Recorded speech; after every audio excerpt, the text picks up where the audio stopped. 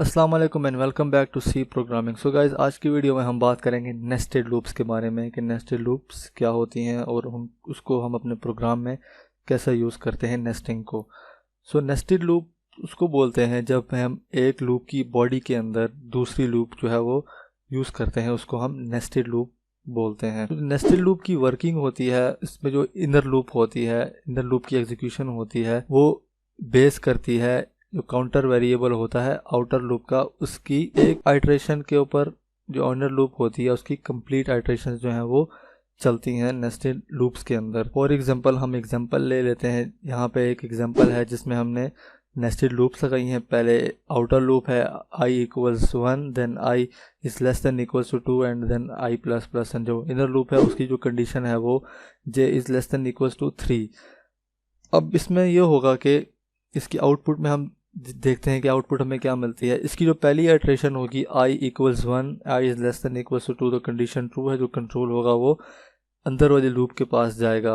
अब जो outer loop है उसकी एक आइट्रेशन होगी और जो इनर लूप ही उसकी तीनों आइट्रेशन होगी। मतलब j इक्वल्स 1 है तो जब तक जो j की वैल्यू है वो 3 के इक्वल नहीं होती तो कंट्रोल जो इनर लूप है उससे बाहर नहीं जाएगा। सो आउटपुट में हमें यहाँ पे पहली आइट्रेशन में जो आउटर लूप है उसकी पहली आइट्रेशन होगी और जो इनर लूप है उसकी तीनों आइट्रेशन होगी। तो हमें आउटपुट में मिल जाएगा जो आउटर होगी वो 1 होगी, इनर फिर 1 होगी, फिर आउटर की 1 आउटर 1 ही रहेगी और जो इनर होगी वो दूसरी बार एग्जीक्यूट होगी, फिर जो है इनर तीसरी बार एग्जीक्यूट होगी। फिर उसके बाद जो आउटर लूप है उसकी सेकेंड आइट्रेशन होगी तो उसके बाद जो इनर लूप होगी वो भी तीनों बार एग्जीक्यूट होगी इसकी सेकेंड आइट्रेशन के ऊपर। अब हम एक VS कोड के अंदर एक कोड लिखते हैं जिसमें हम नेस्टेड लूप्स का यूज़ करके एक ट्रायंगल प्रिंट करवाएंगे कैरेक्टर्स का। तो आइए तो उसके लिए विजुअल स्टूडियो कोड में चलते हैं। तो गाइस, अब हम यहाँ पे एक सिंपल सा कोड लिखते हैं जिसमें हम इस तरह का एक ट्रायंगल प्रिंट करवाएंगे यूजिंग नेस्टेड फॉर लूप्स। तो सबसे पहले हम यहाँ पे 3 वेरिएबल क्रिएट कर लेते हैं। सबसे पहले हम कैरेक्टर को इनिशियलाइज करवा देते हैं a से। हम वेरिएबल क्रिएट करते हैं कैरेक्टर ch इक्वल्स, मतलब पहला जो होगा a, हम उसको इनिशियलाइज करवा देंगे। देन हम कैरेक्टर की जो वैल्यू होगी उसको इंक्रीमेंट करवा के अगले जो b c d f जो है वो प्रिंट करवाएंगे। तो सबसे पहले हम इसको क्रिएट कर लेते हैं कैरेक्टर को, फिर a से इसको इनिशियलाइज करवा लेते हैं। एंड देन उसके बाद 3 वेरिएबल, एक हम यूज़र से इसकी हाइट लेंगे कि वो कितनी लाइंस चाहता है इसके ट्रायंगल की। उसके लिए हम यहाँ पर लिखेंगे n हाइट्स के लिए, एंड देन आउटर लूप का counter variable i and then inner loop का वेरिएबल j। सो उसके बाद हम यहाँ पे यूज़र से पूछेंगे कि enter a height of a triangle.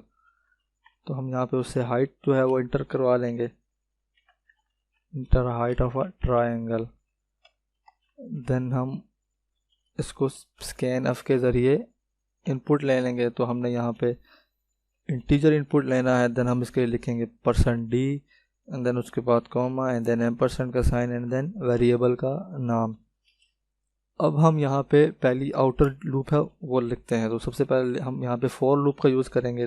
तो उसके लिए हम i की वैल्यू को 1 से जो है वो इनिशियलाइज करवाएंगे। एंड देन हम यहाँ पे कंडीशन लगाएंगे कितनी लाइंस जो है वो हम यूज़र से पूछ रहे हैं। तो हम यहाँ पे जो हमने n इनपुट लिया है, i जो है वो less than equals to n, जब तक जितनी लाइंस यूज़र चाहता है तब तक हम इस कोड लूप को चलाएंगे। एंड देन i को हम प्लस प्लस कर देंगे। उसके बाद हम जो है वो आउट इनर लूप लगाएंगे। जो आउटर लूप होगी वो हमें नेक्स्ट लाइन में लेके जाएगी, मतलब a एंड देन उसके बाद नेक्स्ट लाइन में b c एंड देन उसके बाद जो इनर लूप होगी वो हमें जो ये कैरेक्टर है वो प्रिंट करवाएगी। तो हम आउटर लूप लिखते हैं यहाँ पे। उसके लिए भी हम फॉर लूप का यूज़ करेंगे and then j equals 1 and then j is less than equals to i। तो हम समझे पहली लाइन में है तो हम यहाँ पे एक कैरेक्टर प्रिंट करवाएंगे, अगर दूसरी लाइन में है तो 2, तीसरी में है तो 3। तो उसके लिए हम जो j की जो कंडीशन लगाएंगे वो i के इक्वल लगाएंगे। मतलब जैसे जैसे i बढ़ता जाएगा तो उसके मुताबिक हमें नीचे स्क्रीन के ऊपर जो है वो b c d e f इस तरह ये प्रिंट होते हुए मिल जाएंगे कैरेक्टर।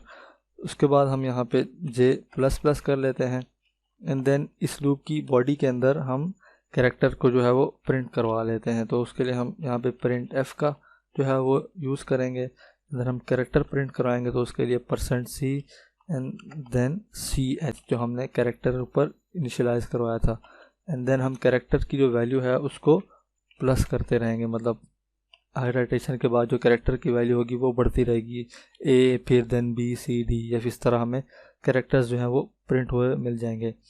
एंड देन हमें नेक्स्ट लाइन में जाना है, तो हम जो आउटर लूप है उसकी बॉडी के, मतलब इनर लूप की बॉडी के बाहर आउटर लूप के अंदर हम नेक्स्ट लाइन में जाने के लिए लिखेंगे printf and then slash and next line में जाने के लिए, ताकि हम नेक्स्ट लाइन में मूव कर सकें। सो गाइज अब हम इस कोड को सेव करते हैं Ctrl+S से, एंड देन यहाँ से रन करके चेक करते हैं कि हमें क्या आउटपुट मिलती है। अब हम यहाँ पे हाइट इंटर करते हैं, मैं यहाँ पे 5 इंटर कर रहा हूँ, एंड देन इंटर प्रेस करेंगे तो हमें यहाँ पे इस तरह ट्रायंगल जो है वो आउटपुट में मिल जाएगी।